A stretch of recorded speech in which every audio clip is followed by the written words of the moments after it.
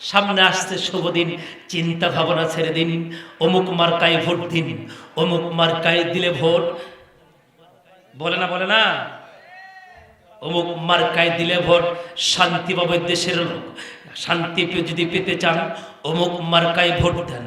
Vote দিবেন ভাই ভোটারের।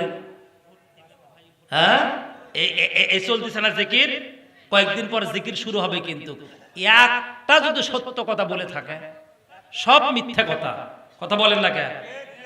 এই সব মিথ্যা কথা বলতেছে, কিন্তু সাবধান প্রিয় ভাইরা আমার। এটা হলো সূরা তওবার 119 নম্বর আয়াত। তাবুক যুদ্ধে দেখেন, ভালো মানুষের সাথে বন্ধুত্ব যে করবেন না, ভালো মানুষের সাথে সম্পর্ক করবেন না, ভালো মানুষের সাথে ব্যবসা করবেন না, ভালো মানুষের সাথে আত্মীয়তা করবেন না, ভালো মানুষের সাথে রাজনীতি করবেন না, তার যে পরিণাম কি হয় সাহাবারা তারা উদাহরণ দিচ্ছে, শোনেন। তাবুকের যুদ্ধে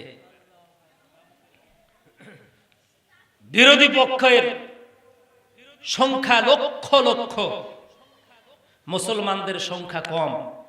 বদরের পদের যুদ্ধ, আল্লাহ রাসূল সাহাবাদেরকে বললেন, তোমাদের যার যা আছে নিয়ে আসো, যুদ্ধের জন্য তৈরি হও।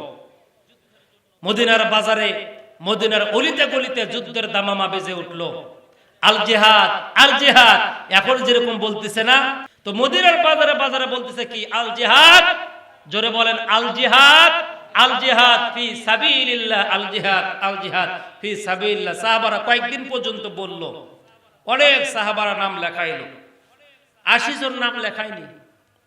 তারা চিন্তা করতেছিল কি? মুসলমান, কানটা খরগোশের মতো খাড়া করে শোনেন, তারা চিন্তা করতেছিল যে এই সময় যে জিহাদের কথা আল্লাহ রাসূল বলল, আচ্ছা এখন তো খেজুর পাকে আছে গাছে, এই খেজুরগুলো যদি না পারি এ তো পুড়ে যায়, নষ্ট হবে, তো সামনের বছর আমরা চলবো কি করে? কেউ কেউ বলতেছে যে যে রোদের রোদ, এই রোদের ভিতরে যুদ্ধ করা যাবে, কয়েকটা দিন পর যুদ্ধ লাগলে হলো না কি? যে রোদের রোদ। আবার চিন্তা করতেছে যে বাড়ির তো উট দুম্বা এগুলো রেখে যাওয়া খুব তো মুশকিল হয়ে যায়। রাসূলের নির্দেশ, হুজুরের হুকুম পালন করে সবাই রওনা দিলেন। রওনার পূর্বে মাল সামানা সবগুলো যখন জমা দিয়েছে যুদ্ধের ময়দানে যাওয়ার জন্য, স্তূপ হয়ে গিয়েছে মাল সামানা। আল্লাহ রাসূল মাল সামানা গুলো দুই হাত দিয়ে এরকম নাড়তেছে, দেখতেছে, নাড়তেছে, দেখতেছে। এর ভিতরে হযরত আবু বকর রাদিয়াল্লাহু তাআলা আনহু ছোট্ট একটা পুটলি এরকম হাতে করে নিয়ে আস্তে করে, হুজুর যেন টের না পায়, আস্তে করে এইরকম রাখছে, রাখে পেছনে যে দাঁড়াইছে। হুজুর সবগুলো তার নূরের হাত দিয়া স্পর্শ করলেন আর বললেন, এতগুলো তোমরা নিয়ে আসছো? হুজুর জিজ্ঞাসা করলেন, এই পুটলি টাকার, এই টুকলা টাকার, এই ব্যাগ টাকার? আবু বকর কথা বলেন না, চুপচাপ কথা বলেন না। হযরত আবু বকর লজ্জায় মাথা নিচু করে আছেন। পেছনের একজন সাহাবা বলছে, ইয়া রাসূলুল্লাহ, মাত্র এটা আসলো, এটা কে আসলো? আস্তে করে আবু বকর বলতেছে, হুজুর আমি। এই কথা শুনে হুজুর বললেন, আবু বকর আপনি এত কম নিয়ে আসছেন কেন? আর কি বাড়িতে নাই? হুজুর এই কথা বললেন। আবু বকর রাদিয়াল্লাহু তাআলা আনহু বললেন, ইয়া রাসূলুল্লাহ, ইয়া হাবিবাল্লাহ, আমার মা বাবা আপনার পায়ের উপরে কুরবান হয়ে যাক। ইসলাম কবুল করার পরে ঠিকমতো দোকানে বসতে পারে না, ব্যবসা বাণিজ্য করতে পারে না, স্ত্রী পরিবারকে সময় দিতে পারে না। আমার বাড়িতে জাগতিক যা সম্পদ ছিল আমার পরিবারের কাছ থেকে তা সব বেঁধে নিয়ে আসছি। আবু বকর, পরিবার চলবে কেমনে? বাড়িতে কি রেখে আসছো? আবু বকর রাদিয়াল্লাহু তাআলা আনহু বলেন, হুজুর আমার বাড়িতে দুনিয়ার কোনো সম্পদ নাই, শুধুমাত্র আমার বাড়িতে আল্লাহ এবং তার রাসূল রয়েছে, আর বাহিরে কিছু রাখি নাই। জোরে কোন আল্লাহু আকবার। হুজুর পিলারের নিকটে গিয়ে হাউমাউ করে কাঁদলেন, মাথার পাগড়ি দিয়া চোখের পানিগুলো মুছলেন। সাহাবাদের উদ্দেশ্যে বললেন, তোমরা মাইন্ড করো না, আল্লাহ আবু বকরের দান আজকে সবচাইতে বেশি কবুল করে নিয়েছে। আমার ভাইয়েরা, হুজুর সাহাবাদেরকে নিয়ে রওনা দিয়েছেন। চলতে চলতে কিছু পথ যাওয়ার পরে একটা মহিলা একেবারে ক্লান্ত শ্রান্ত একটা মহিলা, ক্ষুধার্ত মহিলা দৌড়াচ্ছে, শুধু দৌড়াচ্ছে না, হাঁপাইতে হাঁপাইতে দৌড়াচ্ছে। দৌড় দেখে সাহাবাদের কাফেলা থেমে গেল। হুজুর বললেন যে তোমরা কিছু দেখেছো কিনা? বলে রাসূলুল্লাহ, ওই যে একটা মহিলা দৌড়াচ্ছে, মনে হয় আপনার সাথে কথা বলবে। মহিলা হুজুরের সামনে এসে দাঁড়ালো, দাঁড়ায় বলছে, ইয়া রাসূলুল্লাহ, ইয়া হাবিবাল্লাহ, আমার স্বামী বিগত যুদ্ধে আমার স্বামী দুনিয়া থেকে বিদায় নিয়ে শহীদ হয়েছে। আমার আর বড় কোনো সন্তান নাই। আমি চিন্তা করলাম আমার বাড়ির সম্পদ যা আছে তা বিক্রি করলে আপনার জন্য একটা ঢাল হয়তো বা হবে না, একটা ছোট্ট একটা ফালাও হবে না, এমনকি তীর ধনুক হবে না। হুজুর, আমার এই কোলের ভিতরে ছোট্ট একটা আমার মাসুম বাচ্চা আছে যা এখনো দুধ খায়। হুজুর, এটা আল্লাহর রাস্তা দেওয়ার জন্য আসছি, তা না হলে কিয়ামতের দিনে আমি রাসূলের কাছে কি দিলাম দিন কায়েমের জন্য। যখন আল্লাহ পাক আমারে বলবে, ওই সময় আমি কেমনে আল্লাহর সামনে মুখ দেখাবো? হুজুর, আমার এই সন্তানটাকে নিয়ে যান। আমি তো বললম দিতে পারলাম না, আমি তো একটা তীর ধনুক দিতে পারলাম না, আপনাকে একটা গুডাল কিছুই দিতে পারলাম না। হুজুর বললেন, তোমার বাচ্চাটাকে নিয়ে আমি কি করব? কোলের দুধ খাওয়া বাচ্চা। মহিলা বলেন, ইয়া রাসূলুল্লাহ, ইয়া হাবিবাল্লাহ, এই বাচ্চাটাকে কাপড়ের ভিতরে জড়ায় নিয়ে আপনি আপনার কাঁধের সাথে বুকের সাথে বেঁধে রাখবেন। যুদ্ধ করতে গিয়ে কাফেরেরা আপনাকে তাক করে, যখন আপনাকে তাক করে তীর ধনুক মারবে, ওই সময় আপনি আমার বাচ্চাটাকে ধরবেন, যাতে করে আপনার এই নুরানি চেহারা জান্নাত মুবারক জিসিমে লাগার পূর্বে আমার বাচ্চাকে ভেদ করে আল্লাহর নবী যেন দুনিয়া থেকে বেঁচে যায়। জোরে কন্না আল্লাহু আকবার। ও মুসলমান, ফেব্রুয়ারি মাসে খবরদার খবরদার ভোট বিক্রি করবেন না, রসুলের বিরুদ্ধে কথা বলবেন না। যদিও পক্ষে চলতে না পারেন কিন্তু বিরুদ্ধে যাবেন না, এইটা আপনাদের কাছে দাবি। এই মহিলা দেখেন তো, নিজের সন্তানটা দান করার জন্য আসছে। আপনার কাছ থেকে তো ইসলাম সন্তান চাই নাই, আপনার কাছ থেকে তো ইসলাম জমি লিখে চাই নাই, আপনার কাছ থেকে তো ইসলাম 2-4-5 কোটি টাকা চাই নাই। ইসলাম চাইছে আপনি সমর্থন দিবেন। এইটা দিতে পারেন না, চুপ থাকবেন। চুপ না থেকে আপনি যেই কথাগুলো বলেন, ওই কথাগুলো ডাইরেক্ট কোরআনের বিপক্ষে চলে যায়। যদি বুঝতে পারেন তাহলে ভালো, না যদি বুঝতে পারেন আলেম ওলামাদের কাছ থেকে জেনে নেবেন কি কারণে আমার কথাগুলো ইসলামের বিপক্ষে যায়, কোরআনের বিপক্ষে যায়। কথা কোন ঠিক কিনা?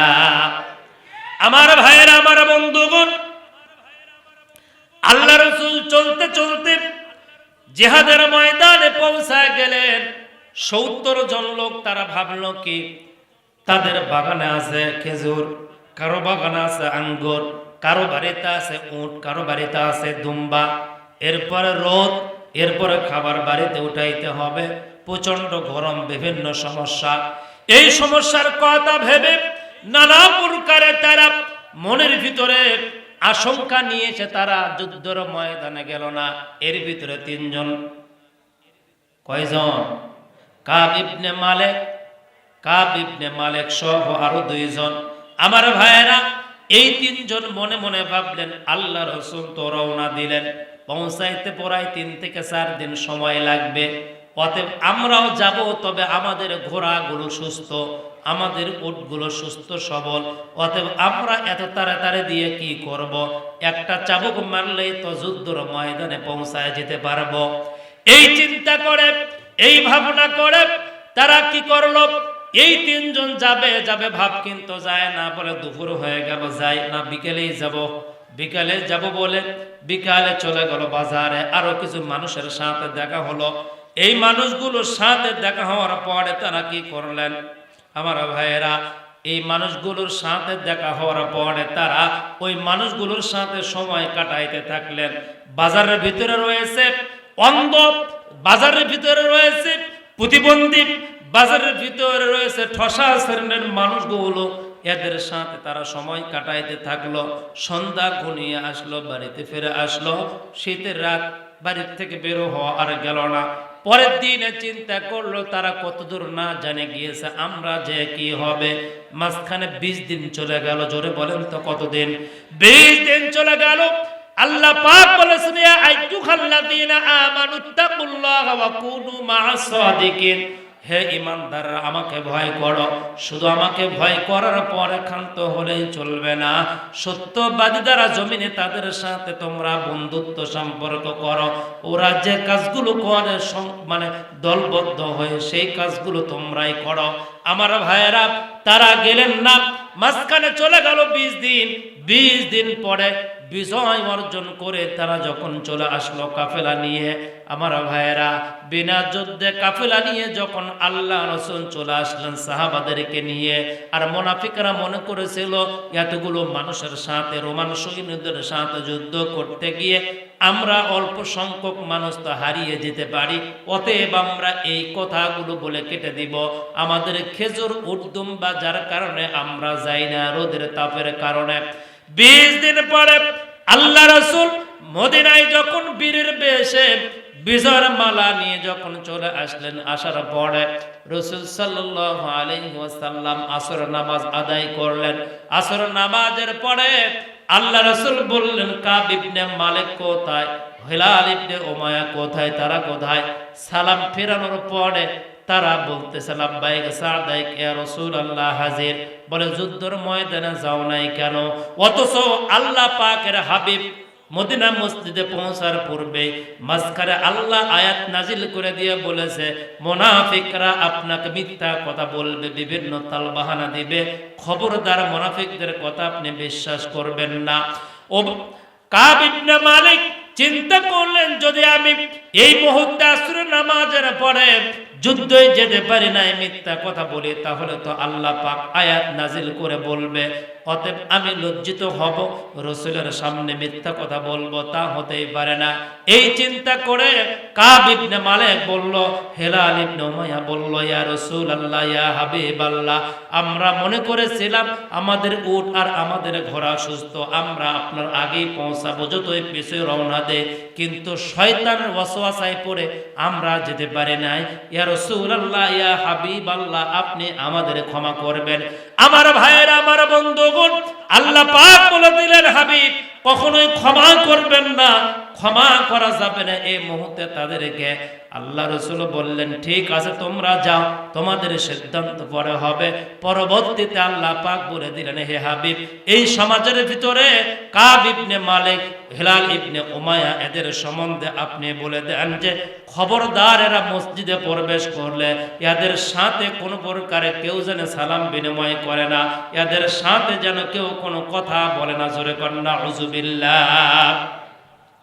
সম্মানিত ভাইয়েরা আমার, কাব ইবনে মালিক, হিলাল ইবনে উমাইয়া, তিনি বলেন, আমরা করার জন্য যাই, কিন্তু মসজিদে নববীতে আমরা কোনো প্রকারের যাওয়ার পরে আল্লাহ রাসূলকে আমরা সালাম দেই, রাসূল সালাম নেয় না। সাহাবাদেরকে সালাম দেই, আমাদের সালাম নেয় না। একদিন, দুদিন, 3 দিন চলে যায়।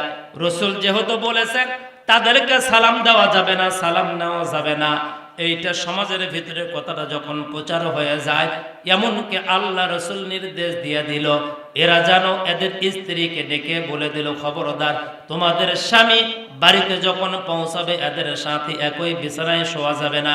হিলাল ইবনে উমাইয়ার স্ত্রী বলল, ইয়া রাসূলুল্লাহ, ইয়া হাবিবাল্লাহ, আমার স্বামী অসুস্থ বৃদ্ধ মানুষ, ওনাকে একটু সেবা যত্ন করার কি আমার সুযোগ হবে? রাসূল বললেন, এতটুকু রুখসুর দেওয়া যায়। উমাইয়া ইবনে কাব ইবনে উমাইয়া মানে তিনি যখন বাড়িতে পৌঁছাইলেন, তার সন্তান তার বাবাকে বললেন, আব্বা খবরদার আপনি বাড়িতে আসবেন না। কেন বাড়িতে যাব না বেটা, কি হয়েছে? তখন বললেন, আব্বা আপনি যদি আমাদের বাড়িতে আসেন আমরা বাড়ি থেকে বের হয়ে যাব। কেন বের হয়ে যাবা, কি কারণে বের হয়ে যাবা? সাহাবারা আপনাকে সালাম দেয় না, রাসূল আপনার কাছ থেকে সালাম নেয় না, ওই বাপ যেই বাড়িতে থাকবে আমরা বেটা হয়ে সেই বাড়িতে থাকবো না। জোরে কোন আল্লাহু আকবার। কাব ইবনে মালিক তিনি তার বাড়িতে দরজায় নক করলেন। নক করার পরে বললেন দরজা খোলো। তার স্ত্রী বলল আপনি কে? বলে আমি আপনার স্বামী। বলে আমার স্বামী যদি এই বাড়িতে ঢোকে তাহলে পেছনের দরজা দিয়ে আমি বের হয়ে চলে যাব। জোরে কন্যা আল্লাহু আকবার। কি কারণে বের হয়ে যাবেন? কারণ আপনার বিষয়ে মসজিদ নববীতে সিদ্ধান্ত হয়েছে আপনার সাথে বিছানায় শোয়া যাবে না। রাসূল আপনার সালাম নেয় না, সাহাবা আপনাকে সালাম দেয় না। কিসের আপনি আমার স্বামী? ইসলামের যে বড় আপনি একটা হুকুম অমান্য করেছেন। আপনার সাথে আমার ঘর সংসার করা বর্তমান ইসলামের ক্ষেত্রে আমার জন্য বড় জুলুম হয়েছে। জোরে কন্যা আল্লাহু আকবার। আমার মায়েরা, আমার বোনরা কোথায় আছেন জানি না। ইসলাম কাহাকে বলে, উহা কত প্রকার কি কি। একজন নারী পারে তার স্বামীকে রাতের বেলা বাহিরে বেশি সময় ব্যয় থেকে বঞ্চিত করতে। কথা বলেন ঠিক কিনা? একটা নারী পারে তার স্বামীকে ইজ্জত সম্মান নিয়ে সমাজে মাথা উঁচু করে দাঁড়াইতে। অতএব আপনার স্বামী গাঁজা, মদ, ফেন্সিডিল থেকে আপনি সতর্ক করেন। অমুকের সাথে ঘোরেন কেন? অমুক না এইটা খায় ওইটা খায়।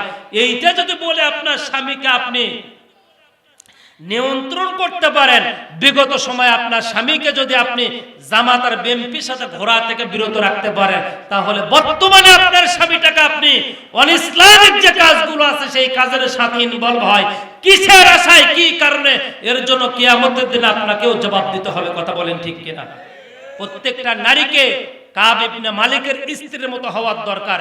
হিলাল ইবনে উমাইয়ার মতো সন্তানদের মতো প্রত্যেকটা যুবক সন্তানদেরকে ইসলামের ক্ষেত্রে ভূমিকা পালন করার দরকার। 10 থেকে 15 দিন চলে গেল। কাব ইবনে মালিক চিন্তা করে বাজারে যায়। এই ভাই কোথায় যায়? বাজারে যায়। ওই খেজুরের দোকানদার কথা কয় না, খুরমা খেজুরের দোকানদার কথা বলে না। এরপরে কোথায় বসলে তারা লোকজন উঠে যার মনেতে চলে যায়। কি মুশকিল! কোনো গাড়িতে কেউ নেয় না, রসুল সালাম নেয় না, সাহাবারা সালাম দেয় না, বউ কাছে আসে না, সন্তান বাড়িতে উঠতে দেয় না। বলেন তো এই লোক বেঁচে থাকার চাইতে? জোরে বলেন, বেঁচে থাকার চাইতে? এটার নাম হলো ইসলাম। কাব ইবনে মালিক বাল্যকালের একজন বন্ধু ছিল। বন্ধুর কাছে গেল, বন্ধুর নাম আব্দুল্লাহ। বন্ধুর কাছে গিয়ে মনের সকল যন্ত্রণাটা মিটানোর জন্য বন্ধুকে ডাক দিয়ে বলল, বন্ধু শোন, বাল্যকাল থেকে এই পর্যন্ত তোর সাথে বড় হয়েছে, জীবনে কোনো দুষ্টামি বেয়াদবি পাইছিস? বলে না। তাহলে রাসূল যে আমার সাথে কথা বলে না। ওই আব্দুল্লাহ বন্ধু বলতেছে, এইটা যদি আমার মনে হইতো, আগে যদি মনে থাকতো, তাহলে আমিও কথা বলতাম না। জোরে কান মারহাবা। তার মানে যে রাসূল তোমার সাথে কথা বলে না, সাহাবারা সালাম দেয় না, ওই মানুষের সাথে বন্ধু কেন? আমার বাবা হলেও তার সাথে সম্পর্ক রাখা যায় না। কাব ইবনে মালিক তিনি বলেন, আমার বেঁচে থাকাই কঠিন হয়ে গেল। আমার বন্ধু পর্যন্ত আমার ধিক্কার দিল। কোথায় যায়, কোন জায়গায় যায়, কোনো পথ পাই না, কোনো জায়গায় শান্তি পাই না। উনি পাহাড়ের উপরে গেলেন। 40 দিন পরে পাহাড়ের উপরে যায় আসমানের দিকে তাকায় চিৎকার দিয়ে বলছে, আল্লাহ, মসজিদ থেকে আপনাকে ডাক দিয়েছে, বাজার থেকে আপনাকে ডাক দিয়েছে, হাট থেকে আপনাকে, রাস্তা থেকে ডাক দিয়েছে, হয়তোবা আপনি আমার ডাকটা শুনতে পান নাই। আজকে আমি পাহাড়ের উপরে অনেক উঁচুতে উঠছি কষ্ট করে, আমি আপনাকে ডাকি, আমার কি জীবনের গুনাহগুলো ক্ষমা হয় না? আমাকে কি মাফ করা যায় না? যদি আপনি না মাফ করেন তাহলে আমি কাব ইবনে মালিক বলতেছি, এই পাহাড়ের উপর থেকে আমি আমার জীবন নিয়ে নামবো না। এখান থেকে মৃত্যুবরণ করে আমি এখান থেকে নেমে যাব, তার আগে নামবো না। জোরে কোন আল্লাহু আকবার। আমার মুসলমান ভাইয়েরা, খুব সংক্ষেপ শেষ করতেছি, একেবারে সমাপ্ত দিবস। আমার ভাইয়েরা, আমার বন্ধুগণ, একজন সাহাবা বদরের প্রান্তে যুদ্ধ করেছে, রাসূলের সাথে বিভিন্ন যুদ্ধের ময়দানে গিয়েছে, এই যুদ্ধে দান পর্যন্ত করেছে, এমনকি যাওয়ার নিয়ত ছিল, কিন্তু কাল বিলম্ব হওয়ার কারণে, শয়তান ওয়াসওয়াসায় পড়ার কারণে তিনি যান নাই। এই যদি হয় অনুতপ্ত, এই অপরাধে যদি আল্লাহ পাক তার স্ত্রীর কাছ থেকে বিচ্ছিন্ন করে দিয়েছেন, আল্লাহ পাকের নোটিশ, তার হাবিবকে সালাম নিতে বন্ধ করে দিয়েছেন, সালাম দিতেও বন্ধ করে দিয়েছেন, সন্তান ত্যাগ করেছে, স্ত্রী ত্যাগ করেছে, বাল্যকালের বন্ধু ত্যাগ করেছে, বাজার ত্যাগ করেছে, করেছে, সব ত্যাগ করার পরে তিনি পাহাড়ের উপরে উঠেছে, একটা মাত্র অপরাধ ছিল। তাহলে আপনি নিজেকে প্রশ্ন করেন, জীবনে কত অপরাধ করেছেন, কতটা আপনি ইসলামের ক্ষতি করেছেন, দ্বীনের ক্ষতি করেছেন, আলেম ওলামাদের সাথে বেয়াদবি করেছেন। যদি আজকে রাসূল থাকতো তাহলে আপনার আমার অবস্থা কোন জায়গায় চলে যেত? কথা কোন ঠিক কিনা? কোথায় চলে যেত আপনার আমার অবস্থা? তাই আমরা সমাজের ভিতরে শুধুমাত্র নিজেকে জাহির করার জন্য অহংকারে বশীভূত হয়ে আমরা ভালো ভালো মানুষকে কষ্ট দিব না। আমরা ভালো ভালো মানুষের সাথে কি তৈরি করব বলেন তো? বন্ধুত্ব। জোরে বলেন, কি তৈরি করব? জোরে বলেন, কি তৈরি করব? বন্ধুত্ব তৈরি করতে গিয়ে যদি আমাদের কোনো ক্ষতি হয়, এর কারণে যদি আমাদের কোনো লস হয়, লস ক্ষতিকে স্বীকার করে ওসমান হাদির মতো আজকে খুলনাও আরেকজন জীবন দিল, সম্ভবত আজকে খুলনা একজন ভাইকে গুলি করা হয়েছে। এরকম অনেক মানুষ রক্ত আর জীবন দিচ্ছে আল্লাহর দ্বীন কায়েম করার জন্য। প্রয়োজন হলে আমরা ইব্রাহিমের সন্তান ইসমাইলের ভাই, যে দেশে আল্লামা সাইদি জীবন দিয়েছে, অনেক আল্লাহর ওলিরা জীবন দিয়েছে, হাদি জীবন দিয়েছে, আমরাও জীবন দিব। তবু আল্লাহর কোরআনের 2026 সালে বিজয় ডেকে আনবো, বলেন ইনশাআল্লাহ। 54 বছর পরে যে সুযোগ মুসলমানরা পেয়েছে, এই সুযোগ যদি কাজে লাগাইতে না পারেন, ইমাম হতে পারেন, মুয়াজ্জিম হতে পারেন, মুসলমান হতে পারেন, পীর পয়গম্বর হতে পারেন, হাসরের ময়দানে মুনাফিকের কাতারে আপনার নাম যাবে। কথা কোন ঠিক কিনা?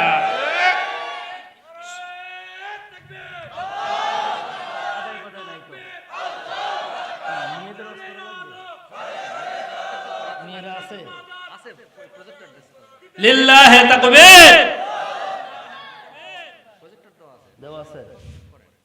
সম্মানিত ভাইয়েরা আমার, আপনাদের খারাপ লাগতেছে?